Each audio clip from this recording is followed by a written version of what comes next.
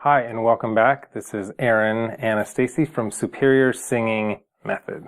And this video is part of our series, The Psychology of Being a Singer, and the emphasis on the being part. Like, who do we have to be in order to become a great singer, to be successful as a singer?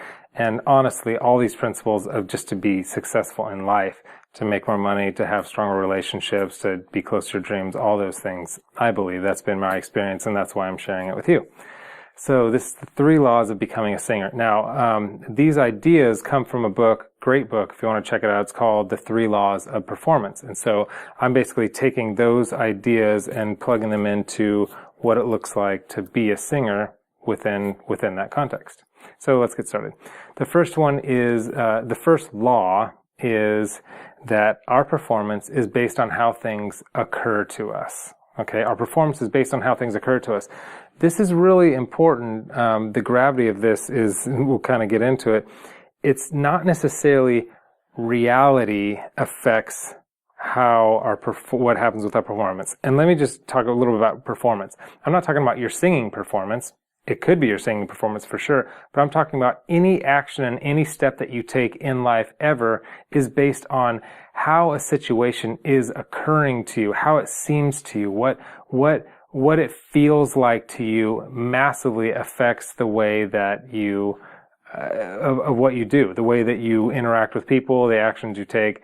And so we'll say more about that. Well, let me just back up and say, your perspective, how it's occurring to you, the exact same situation is occurring differently, slightly different to every single person that potentially is in that same conversation, in that same circumstance that you know, maybe you're all in the same place. It's occurring to them differently because of all their thoughts, all their limiting thoughts in their mind, all the conversations they're having with themselves in their head about the situation, of like, oh, they're thinking about what happened as opposed to what you did a year ago or what they did, and all their frame of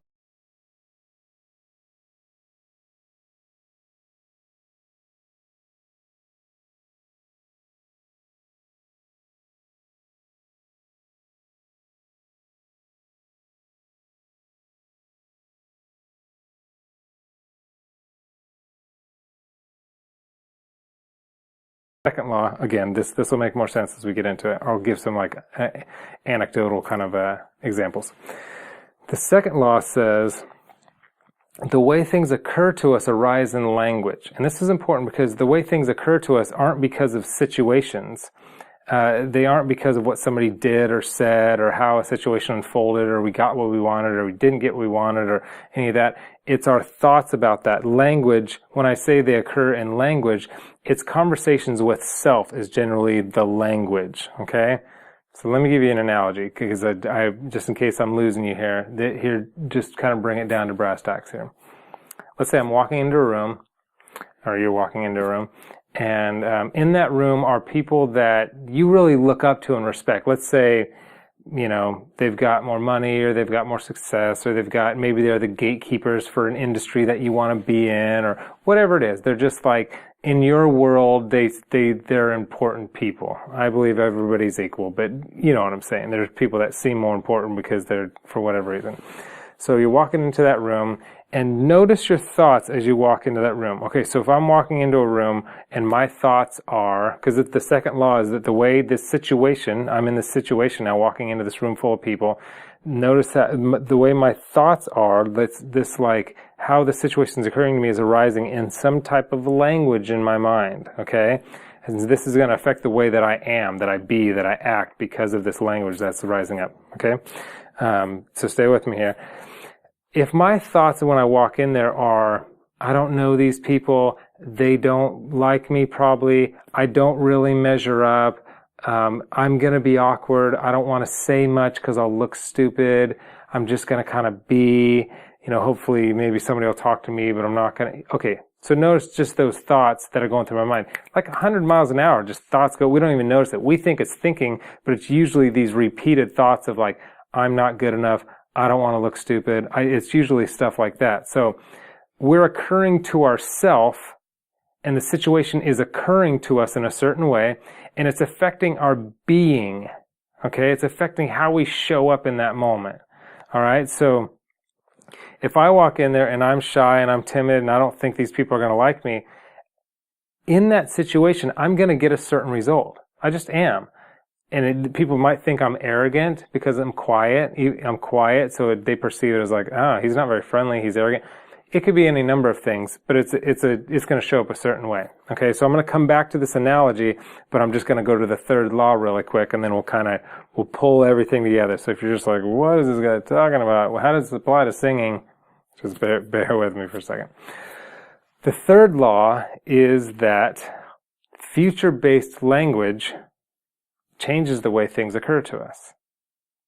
Future-based language changes the way things occur to us. Okay, so if the first law says our performance, everything we do, is based on how things occur to us, and if the way things occur to us arise in language, some kind of conversation in our head, the solution is that future-based language changes the way things occur to us. So if we can get into this idea of whatever this future-based language thing is, we can change the way things occur to us and therefore affect our performance in everything, our actions, our thoughts, and how we go about doing these things in life. Okay, so what is future-based language then? Future-based language is a declaration or a commitment or a vision that you set up. Okay, so let's go back to our little analogy here. So now I'm walking into that room. Same people are in there. Circumstance hasn't changed a bit. Doesn't matter what circumstances never matter. Our feelings are coming from our thoughts. They're not coming from circumstances. I know that's a big idea to wrap your mind around, but it's a big idea for me to wrap my mind around. Okay, so walking into this room, let's say I use some future-based language to walk in this room. There's some things that I'm committed to. There's some declarations that I make as I walk into this room, and I say, I'm committed to cause certain things in everybody I come in contact with. Everybody I come in contact with, I want to make them feel accepted. I know I wanted to feel accepted, but I'm going to throw that out the door. I'm going to be committed to helping them feel accepted. Everybody I talk to, I want them to feel inspired. So whatever it is, I'm going to act in such a way that they're going to be inspired. And I want them to feel loved. I want them to walk away and for them to just feel a warm feeling of like, man, I just feel loved by that person. So when I walk in with that commitment, with that future-based language, the future being like, when I walk into this room, this is what I'm committed to. This is my vision. This is my declaration for that room. I'm going to show up differently. And how do you think people are going to respond to me? If I'm committed to that, I'm going to get a much different result when I walk into that room. Okay? So, let's talk about singing for a second. So let me just back up. The first rule is the way our performance and anything we do is based on how things occur to us. The occurrence arises in some type of language or conversation in our head. And if we can make these declarations or commitments or get a really clear vision, it could change the way things occur to us, and we can create a new future. Because we live into the future we see coming toward us. So if we start thinking, I'm a bad singer, they're not going to like me. If I start doing these vocal lessons, it's not going to help me because I suck. The industry is impossible to break into. I mean, these are all the kinds of thoughts that make a situation occur to us in a certain way and affect our performance. So we think it's just about whether or not I'm in the mood to do this vocal exercise, but there's so much else going on in the background that we don't realize, all these other thoughts that we have that are keeping us from doing these small little things, that as we do these small little things, they will equal a big thing eventually. But it's doing these small things that really matter. So as a singer, I don't care where you are on the spectrum. Again, if you're a beginner, you're intermediate, you're an expert, it doesn't matter. There are certain things that we want in life that if we can make clear declarations and clear commitments and clear visions of what it is, it will change the way things occur to us, and it will move us farther in the direction of being whatever that thing is that we want to be. Okay, so sorry if I totally lost you with this, but the main big idea is get really clear about what it is that you want. And that's no small task. We avoid getting clear, and there's a reason for that, because the clearer we get, the more accountable we feel, and the more scared we are, because the more we are at risk and at stake. But if you really want to accomplish something, if you have a dream that you want that's surrounded by singing, or it could be relationally or financially, whatever it is, get super, super, super, super clear about what it is that you want. and make a vision and even a time goal for what that is. Let me give you one quick example and then we'll wrap up here. My wife and I, we were $30,000 in debt. That's a lot of debt. And so we had decided we were committed to getting out of debt by her birthday. And her birthday, my wife's birthday, was going to be 9 months from that time.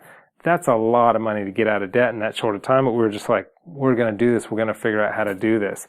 And so once we made that deck, this is that future-based language. Once we made, okay, this is what we're committed to.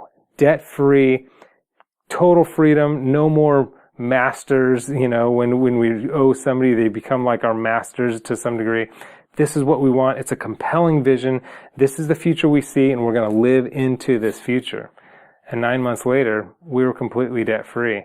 Because once we got in action, all these other options and opportunities started popping up that we didn't see in the moment, but as we got into action and began to move forward with that commitment toward that thing, it came to fruition. So those are the 3 laws of becoming a singer. I mean, those are the 3 laws of performance, but anything that you want surrounding singing, these 3 laws could really serve you in order to get what you want and accomplish the dreams that you have. Okay? So finally is believe in your bigness. There's more in you than you realize. Click here if you want my favorite vocal exercise and about 15 good minutes of content about, becoming a better singer. And also click that link, or it's the link below. Subscribe if you haven't yet for all the videos that I do. And leave me a comment, because I am writing a book about the psychology of being a singer, and I'd love your input and your feedback on that, because I would like to write it as a part of my community here and really serve my community in that way. So thanks for watching, and I'll see you next time. Bam. Oh man, crank that. That's like a full course you just did, basically. Totally. That is like a... It's like 90 minutes worth.